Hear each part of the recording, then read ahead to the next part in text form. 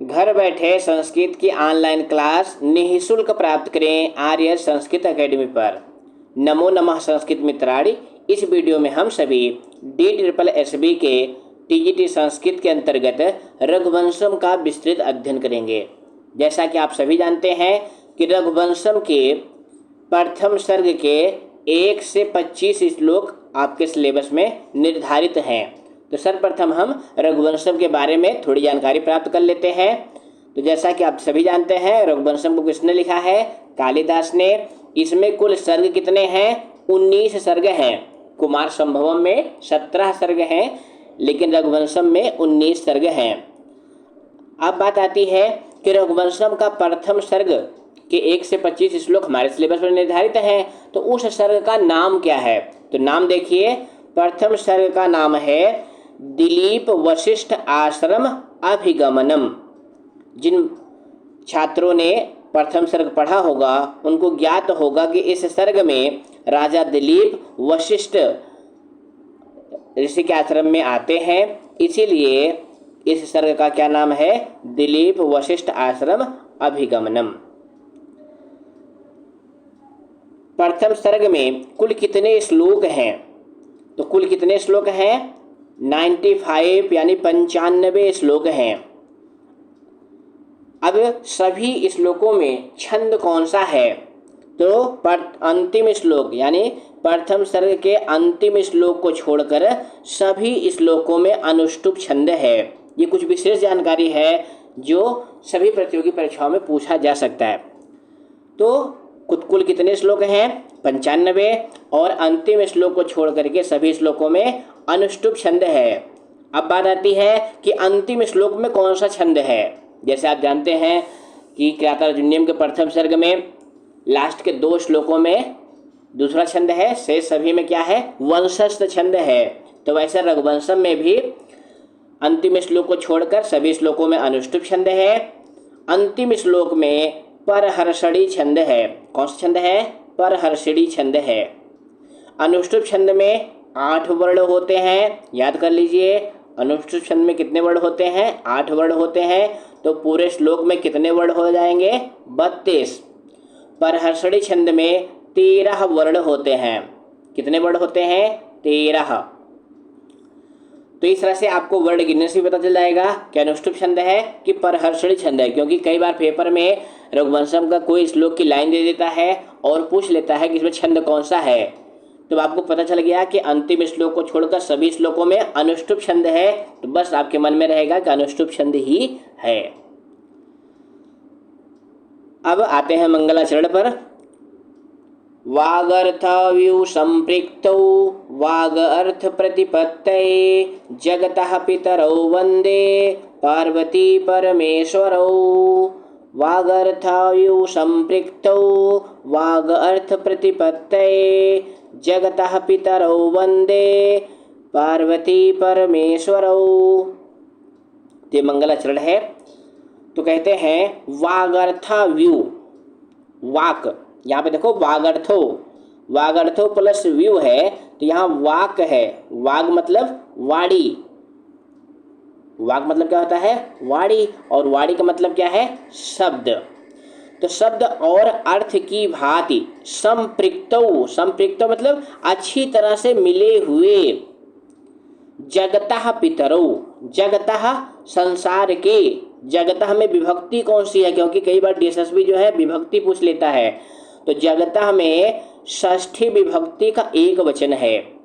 जगत जगता जगंती रूप चलता है, षष्ठी और पंचमी के एक वचन में जगतः बनता है। तो यहाँ पे षष्ठी का एक वचन है, तो जगतः पितरौ यानी संसार के माता और पिता। पार्वती परमेश्वरौ, पार्वती और परमेश्वर को अर्थात शिव जी को। वाग अर्थ प्रतिपत्तये, वाग अर्थ यानी शब्द और अर्थ के सम्यक ज्ञान के लिए। वंदे, मैं वंदना करता हूँ। अब पूरे श्लोक में क्रियापद क्या है? वंदे। तो इसका जो सब्जेक्ट है, आप सभी जानते हैं कि वंदे में जो है क्या है? उत्तम पुरुष का एक वचन है। तो इसका सब्जेक्ट क्या होगा? अहम। क्या होगा? अहम। तो ये कौन कह रहा है? ये कालिदास कह रहे हैं कि वागर्थौ यु संपृक्तौ शब्द और अर्थ की भांति मिले हुए जगतः पितरो संसार के माता पिता अर्थात पार्वती और परमेश्वर को वाग अर्थ प्रतिपत्तये यानी शब्द और अर्थ के सम्यक ज्ञान के लिए वंदे मैं प्रणाम करता हूँ, वंदना करता हूँ। अब डीएसएसबी में प्रश्न कैसे आता है?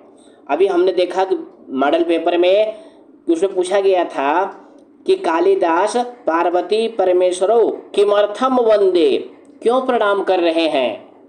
तो वहाँ पे जो काव्य का प्रयोजन था उसमें यशसे भी लिखा था, धनाय भी लिखा था, इस तरह से कई प्रयोजन लिखे हुए थे और एक विकल्प में था वाग अर्थ प्रतिपत्तये यानी जो कालिदास हैं वो पार्वती परमेश्वर को क्यों प्रणाम कर रहे हैं? वाग अर्थ प्रतिपत्तये यानी शब्द और अर्थ के सम्यक ज्ञान के लिए। तो ये आपको ध्यान रखना है। अब ये मंगलाचरण है तो ये किस टाइप का मंगलाचरण है? क्योंकि पेपर में ये भी पूछ लेता है कि रघुवंशम का जो मंगलाचरण है वो किस टाइप का है। तो ये नमस्कारात्मक मंगलाचरण है। कैसा मंगलाचरण है? नमस्कारात्मक। मंगलाचरण कितने टाइप के होते हैं? तो मंगलाचरण के 3 भेद होते हैं। कौन कौन? आशीर्वादात्मक, नमस्कारात्मक और वस्तु निर्देशात्मक। अब तीनों के एग्जाम्पल भी हम आपको बता देते हैं। जैसे उसका क्या नाम, अभिज्ञान शाकुंतलम, उसका जो मंगलाचरण है वो कैसा है? आशीर्वादात्मक है। नमस्कारात्मक किसका है? ये रघुवंशम का ही है। वस्तु निर्देशात्मक किसका है? तो ये है शिशुपाल वधम का और किरातार्जुनीयम का।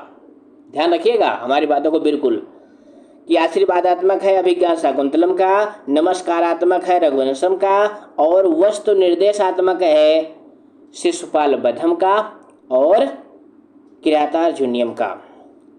अब इस श्लोक के आधार पे भी कालिदास को परम शैव माना जाता है कि ये शैव धर्म अवलंबित है। अब डीएसएसबी हमने आपको मॉडल पेपर जब इसका सिलेबस बताया था तभी हमने आपको बताया था कि श्लोक, क्योंकि 25 श्लोक ही आपके सिलेबस में है तो श्लोक की आत्मा भी आपको पता होनी चाहिए कि इसमें क्या क्या है। तो यहाँ देखिए व्याकरण, क्योंकि व्याकरण भी है तो वागर्थव्यू, तो वाक्चा अर्थश्चा वागर्थो, वाक्चा अर्थश्चा वागर्थो। अब वागर्थो में 4 अर्थे द्वंद्व सूत्र से द्वंद्व समास है। अब यहाँ पे ध्यान दीजिएगा, हम वागर्थव्यू में द्वंद्व समास नहीं बता रहे हैं, हम केवल वागर्थों में द्वंद्व समास बता रहे हैं। वाक्चा अर्थश्चा वागर्थो, वागर्थो में 4 अर्थे द्वंद्व सूत्र से द्वंद्व समास है। फिर वागर्थो प्लस यू, अब इन दोनों पदों में इवेन समासो विभक्ति अलोपश्चा एक वार्तिक है, इस वार्तिक से केवल समास है। कौन सा समास है? केवल समास है। केवल समास की परिभाषा जानते हैं? नहीं जानते हैं? सुन लीजिए, विशेष संज्ञा विनिर्मुक्तः केवल समासः। तो यहाँ पे वागर्थव्यू जो श्लोक में पद आया हुआ है वागर्थव्यू, अगर इसमें समास पूछ ले कौन सा समास है तो इसमें जो है केवल समास है। कौन सा समास है? केवल समास है। और इसका विग्रह क्या होगा? इसका विग्रह होगा वागर्थव्यू, यानी वाणी और यानी शब्द और अर्थ के समान। और किस सूत्र से समास हुआ है? तो इवेन समासो विभक्तिस अलोपश्चा, इस वार्तिक से जो है समास हुआ है। फिर समास होने के बाद जो है जो वागर्थो का आओ है उसके स्थान पे आव आदेश हो जाता है। किस सूत्र से? एचो आयवा यावह, यानी आयादी संधि होकर के। कौन संधि? आयादी संधि। उसके बाद अगला पद क्या है? संपृक्तौ, इसमें जो है सम उपसर्ग है, पृछ धातु है। कौन सी धातु है? पृछ धातु है, क्यत प्रत्यय है और प्रथमा विभक्ति के द्विवचन में बना हुआ है संपृक्तौ। ये जो है वागर्थों के विशेषण के लिए ही आया हुआ है। उसके बाद अगला है पितरौ, कई बार पेपर में बहुत पूछा जाता है पितरौ, तो इसका विग्रह होगा माता चा पिता चा। कौन सा समास है? द्वंद्व समास है। हालांकि ये बहुत प्रसिद्ध उदाहरण है और लगभग सभी प्रतियोगी छात्रों को पता होता है। लेकिन यहाँ पे किस सूत्र से एक शेष हुआ है वो भी यहाँ पे लिखा गया है, पिता मात्रा। इस सूत्र से जो है पिता का एक शेष और प्रथमा के द्विवचन में बनता है पितरौ। उसके बाद अगला क्या है? पार्वती परमेश्वरौ। इसमें कौन सा समास है? इसमें द्वंद्व समास है। विग्रह होगा पार्वती चा परमेश्वरश्चा, समस्त पद होकर के पार्वती परमेश्वरो बनता है। यहाँ पे द्वंद्व समास के विषय में हम आपको और बताएंगे कि इसका नियम क्या है। पर्वत लिंगम द्वंद्व तत्पुरुषयो, द्वंद्व और तत्पुरुष समास में जो बाद वाले शब्द का लिंग होता है उसी के आधार पर रूप चलते हैं समस्त पद के। तो यहाँ पर देखिए अंत में दूसरा पद क्या है? परमेश्वर है, इसीलिए आकारांत पुल्लिंग की तरह पार्वती परमेश्वरो बना हुआ है। परमेश्वरः, इसमें जो है कर्मधारय समास है। इसका विग्रह है परमः च असौ ईश्वरः, परमः च असौ ईश्वरः।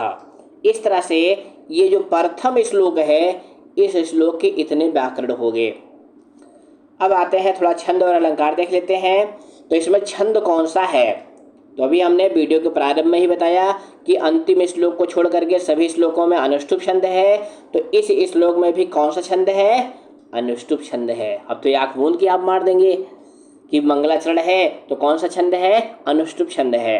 अब इसका लक्षण क्या होता है? पंचमम लघु सर्वत्र, सप्तमम द्विचतुर्थयो, गुरु षष्ठम गुरु विजानीयात्, एतत् पद्यस्य लक्षणम। इसकी हिंदी देख लेते हैं। पंचमम लघु सर्वत्र, यानी अनुष्टुप छंद में जो पांचवा वर्ण होता है वो सर्वत्र यानी चारों चरणों में लघु होता है। सप्तमम द्विचतुर्थयो, और सातवां जो है दूसरे और चौथे में होता है। षष्ठम गुरु विजानीयात, और जो छठा वर्ण है वो सभी चरणों में कैसा होता है? गुरु होता है। ये पद यानी श्लोक का लक्षण है, यानी ये अनुष्टुप छंद का लक्षण है। इसके बाद जो महत्वपूर्ण बात आती है वो आती है अलंकार की, कि इस श्लोक में अलंकार कौन सा है। क्योंकि DSSB में हमने मॉडल पेपर में आपने भी देखा होगा कि पूछ लेता है कि इसमें अलंकार कौन सा है। तो कौन सा अलंकार है? इसमें श्रौति उपमा अलंकार है। तो कैसे है देखिए, यहाँ पे वाग अर्थ उपमान है। ये देखो ना लिखा वागर्थो यू, तो जो वागर्थो है ये क्या है? उपमान है। ध्यान से, क्योंकि आपके पेपर में यही पूछा हुआ है। 2021 के पेपर में DSSB में पूछा गया है कि इसमें उपमान कौन सा पद है। तो वाग अर्थ उपमान है। पार्वती परमेश्वर उपमेय है। पार्वती परमेश्वर जो पद है ये क्या है? ये उपमेय है, यानी इनकी समानता दिखाई जा रही है। किससे? वागर्थों से। और यू जो है वाचक शब्द है, उनका नित्य संबंध होना साधारण धर्म है। इस तरह से उपमा अलंकार है। और उपमा अलंकार में भी कौन सा अलंकार है? श्रौति उपमा अलंकार है। तो आप इसका स्क्रीनशॉट ले लीजिए या कॉपी में नोट कर लीजिए। इस तरह से हमारा जो प्रथम श्लोक है रघुवंशम का मंगलाचरण वह कंप्लीट हुआ। अब आते हैं श्लोक नंबर 2 पर। क्वा शूरप्रभवो वंशः, क्वा च अल्पविषयामति, तिदृशो दुस्तरं मोहात्, उड्डीपेन अस्मि सागरम। अब इसका भी अन्वय से ही अर्थ देखेंगे, क्योंकि अन्वय से हमें पता चल जाता है क्रियापद क्या है, कर्तृपद कौन सा है। तो कालिदास कह रहे हैं यहाँ पे जो है वो अपने अहंकार को छोड़ रहे हैं, क्योंकि जो बहुत बड़े कवि होते हैं वो अपने अहंकार को छोड़ते हैं। तो यहाँ पे वो अपने अहंकार को त्यागते हुए कह रहे हैं शूर प्रभवो वंशः क्वा। क्वा मतलब कहाँ, यह अव्यय पद है। तो शूर से उत्पन्न हुआ वंश कहाँ, यानी कहाँ? शूर रघुवंश जो शूर से उत्पन्न हुआ है। और अल्प विषया मतिश्चा क्वा, और अल्प विषयों का ज्ञान रखने वाली कहाँ? हमारी बुद्धि। यानी दोनों में विषमता दिखा रहे हैं। उसके बाद दूसरे चरण में कह रहे हैं अहम। अब ये अहम क्यों आया है? क्योंकि यहाँ पे श्लोक में देखिए अस्मि क्रियापद है। क्रियापद क्या है? अस्मि। तो उसका कर्ता क्या हो जाएगा? अहम। तो कालिदास कह रहे हैं कि अहम मोहात, मोहवश यानी अज्ञान के कारण, दुष्तरम सागरम, दुष्तरम यानी कठिनाई से तैरने योग्य अर्थात अगाध सागर को, उड्डुपेन छोटी नाव से, तितिर्षु अस्मि तैरने की इच्छा वाला हो रहा हूँ। पुनः देखिए, शूर प्रभवो वंशः क्वा, कहाँ सूर्य से उत्पन्न वंश, अल्प विषय मतिश्चा क्वा, और कहाँ थोड़े से विषयों की ज्ञान वाली अल्पज्ञ मेरी बुद्धि, फिर भी मैं मोहवश कठिनाई से तैरने योग्य सागर को छोटी नाव से पार करने की इच्छा वाला हो रहा हूँ। अब इसमें भी हम कुछ व्याकरण देख लेते हैं। तो शूर प्रभवा, ये पद कैसे बना हुआ है? परभवति अस्मात् इत परभवा, जिससे कुछ उत्पन्न होता है वो परभव कहलाता है। परभव मतलब क्या होता है? कारण। क्या कहलाता है? कारण। तो यहाँ पे प्रा उपसर्ग है, भू धातु है और अप प्रत्यय है। ध्यान रखिएगा, प्रभावा में प्रभावा पद कैसे निष्पन्न हुआ है? प्रा उपसर्ग है, भू धातु है और अप प्रत्यय है। कई बार पूछ लेगा कि इसमें प्रत्यय कौन सी है प्रभाव में, तो अप प्रत्यय है। सुवति प्रेरयत इत सूर्यः, यानी जो प्रेरित करता है वह सूर्य है। सूर्यः प्रभवो यस्य सः सूर्य प्रभवः, बहुव्रीहि समास है। ध्यान दीजिएगा, सूर्य प्रभवा जो श्लोक में पद आया हुआ है सूर्य प्रभवा, उसमें समास कौन सा है? तो कौन सा समास है? बहुव्रीहि समास है। तो उसका विग्रह कैसे होगा? सूर्यः प्रभवो यस्य सः, सूर्य है वंश के कर्ता जिसके, वह कहलाता है सूर्य प्रभवः। अब यहाँ पे बहुव्रीहि समास कैसा है, क्यों है? तो आप सभी जानते हैं कि बहुव्रीहि समास का लक्षण क्या होता है? अन्य पदार्थ प्रधानो बहुव्रीहि। बहुव्रीहि समास में अन्य पद प्रधान होता है, यानी जो बहुव्रीहि समास वाला समस्त पद होता है वो विशेषण का काम करता है। तो यहाँ पे सूर्य प्रभवा है, ये कैसा पद है? विशेषण है। ध्यान दीजिएगा, ये छोटी छोटी बातें हैं जो गूढ़ बातें हैं, आपको ध्यान देनी है। ये विशेषण है, किसका विशेषण है? वंशः का विशेषण है। इसीलिए इस पद में कौन सा समास है? बहुव्रीहि समास है। तो जहाँ भी श्लोक में आपको समास में संदेह हो कौन सा समास है, क्योंकि कुछ बच्चे सूर्य प्रभवा में इसका विग्रह इस तरह से भी कर लेंगे, कहेंगे सूर्यस्य प्रभवा और उसमें तत्पुरुष मार देंगे और उनका जो है गलत हो जाएगा। तो सूर्यस्य प्रभवा नहीं होगा, इसका विग्रह होगा सूर्य प्रभवो यस्य सः सूर्य प्रभवः, और इसमें बहुव्रीहि समास है। उसके बाद अगला है अल्प विषया, अल्पः विषयो ज्ञेयो अर्थो यस्याः सा, यानी अल्प विषयों का ज्ञान रखने वाली। अब इसमें भी कौन सा समास है? बहुव्रीहि समास है। क्यों? क्योंकि ये जो है मति का विशेषण है। किसका विशेषण है? मति का। और अल्प विषय में प्रथमा का एक वचन है। अगला है तितिर्षु। अब तितिर्षु पद कैसे बना हुआ है? तरितुम इक्षुः तितिर्षुः, तरितुम इक्षुः तितिर्षु। इस अर्थ में त्रि धातु है। अब यहाँ पे ध्यान देना, यहाँ पे त्रि में जो है सिंगल री लगाई गई है, क्योंकि हमारे कंप्यूटर में वो डबल री का संबल नहीं था, तो इसमें ये वाली धातु है। इसमें जो है त्रि धातु में दीर्घ री होती है। तो त्रि धातु है, सन प्रत्यय है और उसके बाद उ प्रत्यय है और प्रथमा के एक वचन बनता है तितिर्षुः। इसका क्या अर्थ होता है? तरितुम इक्षुः, यानी पार करने की इच्छा वाला। क्या कहलाता है? तितिर्षुः। कुछ और पद हैं, उनको देख लेते हैं। दुष्तरम, दुखेन तीर्यते, कठिनाई से पार करने योग्य। इस अर्थ में दुष उपसर्ग है और त्रि धातु है। यहाँ पे फिर से सुधार कर लीजिएगा, धातु इस तरह से लिखेंगे, त्रि धातु है, दीर्घ री है और खल प्रत्यय है। खल प्रत्यय किस अर्थ में होता है? कोई काम जब हम कठिनाई से करते हैं तो उसमें खल प्रत्यय होती है। तो यहाँ पे खल प्रत्यय है और द्वितीय विभक्ति का एक वचन है। दुष्तरम में कौन सा है? यहाँ पे द्वि का मतलब क्या है? द्वितीय विभक्ति, और एक वचन का मतलब क्या है? एक वचन है। उसके बाद अगला है सागरम। तो सगरस्य अपत्यम सागरम, सगरस्य अपत्यम सागरम।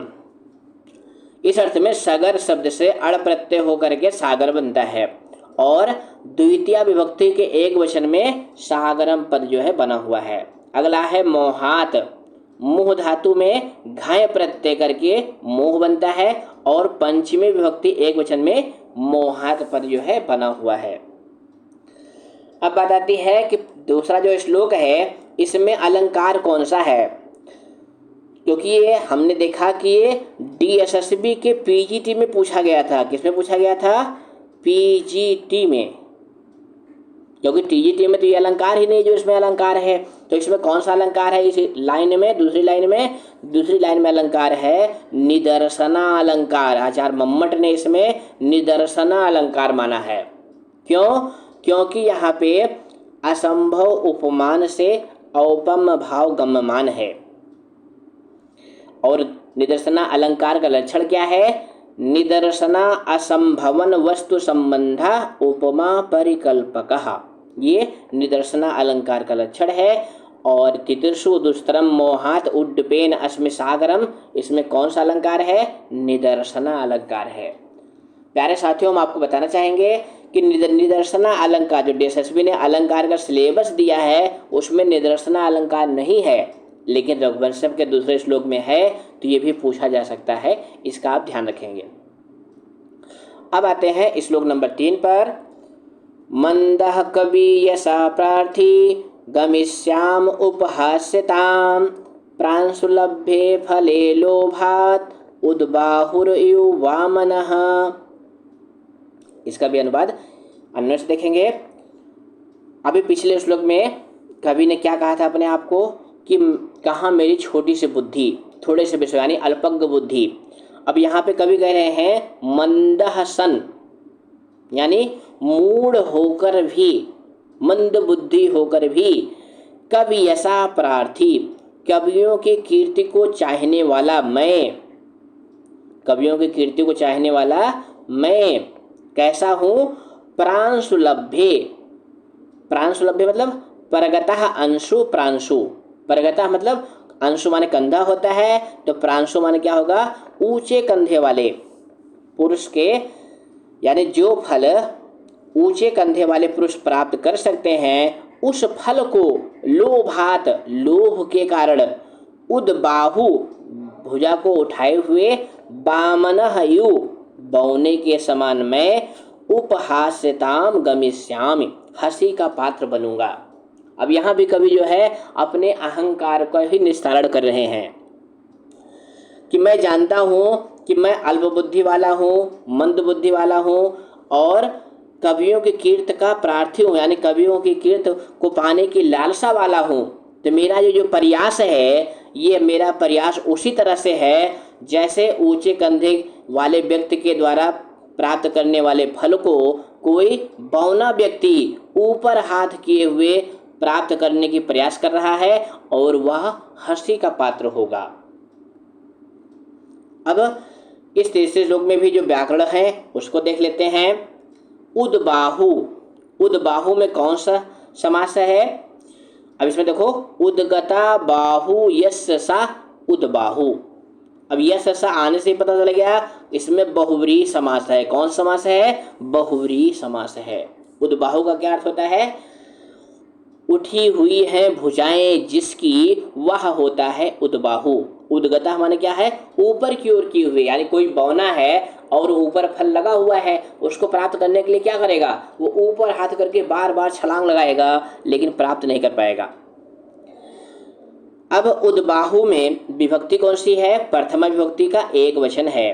उपहास्यताम, उपहस्तुम योग्यः, उपहस्तुम योग्यः, उपहास्यम। कौन सा प्रत्यय है? उप उपसर्ग है, हस धातु है, और ड़ेत प्रत्यय है। कौन सी प्रत्यय है? ड़ेत प्रत्यय है। अब ये ड़ेत प्रत्यय किस सूत्र से हुई है? री हलोर ड़ेत। आप कृदंत प्रकरण में पढ़ेंगे री हलोर ड़ेत इस सूत्र से इसमें ड़त प्रत्यय है, उसके बाद तल प्रत्यय है और टाप प्रत्यय होकर के उपहास्यता बनता है और द्वितीय विभक्ति एक वचन में उपहास्यताम ये पद जो है बना हुआ है। अब इस श्लोक में भी अलंकार कौन सा है, क्योंकि यहाँ पे देखो ना, ये जो दूसरी लाइन है ये भी सूक्ति है और इसमें अलंकार कौन सा है, उपमा अलंकार है। तो उपमा अलंकार कैसे है, यहाँ पे जो वामन है वो उपमान है। इस श्लोक में देखिए ये जो वामन पद है ये कैसा पद है, ये उपमान है। और कवि उपमेय है, कवि कौन है, उपमेय है, युवाचक शब्द है। उपहास्यता दोनों का समान धर्म उल्लिखित होने से यहाँ पे उपमा अलंकार है। और आप सभी जानते हैं कालिदास का क्या प्रसिद्ध है, उपमा कालिदासः, यानी कालिदास का उपमा अलंकार बहुत प्रसिद्ध है, यानी वो उपमा अलंकार के कवि माने जाते हैं। अब आते हैं श्लोक नंबर 4 पे।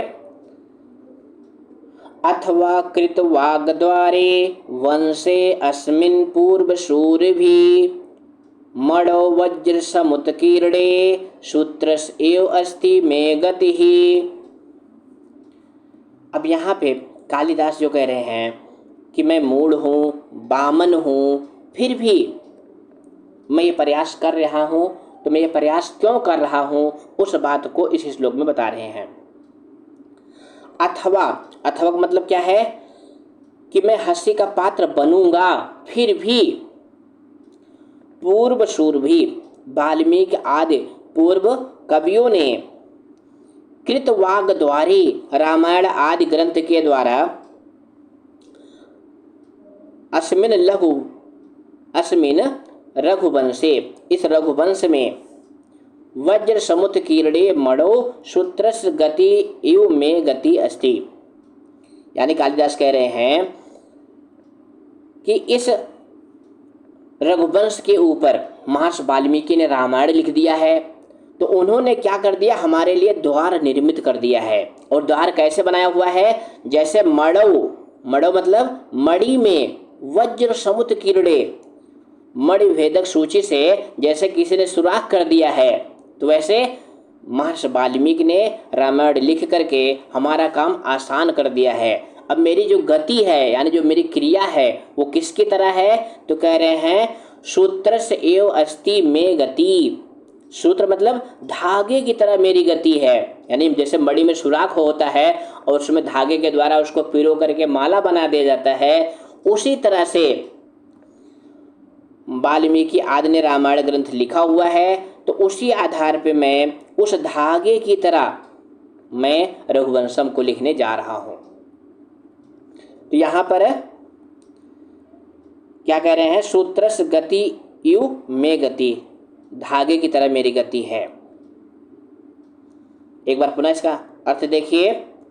अथवा, अथवा मतलब मैं हंसी का पात्र बनूंगा फिर भी, पूर्व शूरभी, वाल्मीकि आदि पूर्व कवियों के द्वारा, कृतवाग द्वारे, रामायण आदि के द्वारा इसका द्वार निर्मित कर दिया गया है।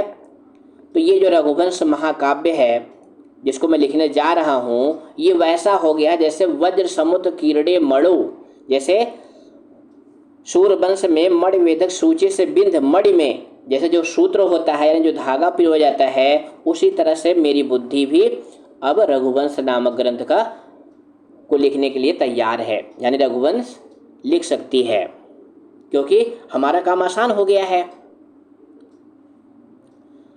अब इसमें भी हम व्याकरण देख लेते हैं। इसकी भी ये जो लाइन है, मणौ वज्र समुत्कीर्णे सूत्र एव अस्ति में गति, ये लाइन DSSB में 2021 वाले पेपर में पूछा गया है। अब यहाँ पे पूर्व शूरभी में पूर्वे चा ते सूरया, पूर्व सूरया कर्मधारय समास है और तृतीय विभक्ति की एक वचन में बनता है पूर्व शूरभी। कृत वाग द्वारे, वाग एव द्वारम, वाग द्वारम, कृतम वाग द्वारम, ये तस्मिन सप्तमी की एक वचन में वाग द्वारे बना हुआ है। वज्र समुत्कीर्णे, वज्रेण समुत्कीर्णः, वज्र समुत्कीर्णः कौन सा समास है, तृतीय तत्पुरुष समास है और सप्तमी के एक वचन में वज्र समुत्कीर्णे पद जो है निष्पन्न हुआ है। अब इसमें भी हम अलंकार देख लेते हैं, क्योंकि जो नीचे वाली लाइन है ये बहुत महत्वपूर्ण है। तो यहाँ कवि जो है, कवि और शूरवंश दोनों उपमेय हैं, ध्यान दीजिएगा। कवि और शूरवंश दोनों उपमेय हैं। सूत्र, मणि, ये दो उपमान हैं। कौन कौन? सूत्र। अब सूत्र की उपमा जो है, सूत्र उपमान है और उपमेय क्या है? कवि। ध्यान दीजिएगा, शूरवंश क्या है? उपमेय है, इसका उपमान क्या है? मणि। मणि क्या है? उपमान है। तो दो उपमेय हैं, दो उपमान हैं और युवाचक शब्द है। गति समान धर्म होने से पूर्णो उपमा अलंकार है। कौन सा अलंकार है? पूर्णो उपमा अलंकार है। ये लाइन बिल्कुल आप याद रखिएगा। मणो वज्र समुद्र किरणे सूत्र एव अस्ति में गति। अब कालिदास जो है रघुवंश को लिखने के लिए तैयार है। इसके आगे के जो 5 श्लोक हैं वो एक ही साथ पढ़ाए जाएंगे, क्योंकि उनमें एक ही क्रियापद है। तो उसको हम अगली वीडियो में पढ़ेंगे। तो हमारी वीडियो कैसी लगी आप हमें कमेंट करके बताएंगे। नए हैं तो चैनल को सब्सक्राइब करेंगे। फिर मिलेंगे अगली वीडियो में। धन्यवाद।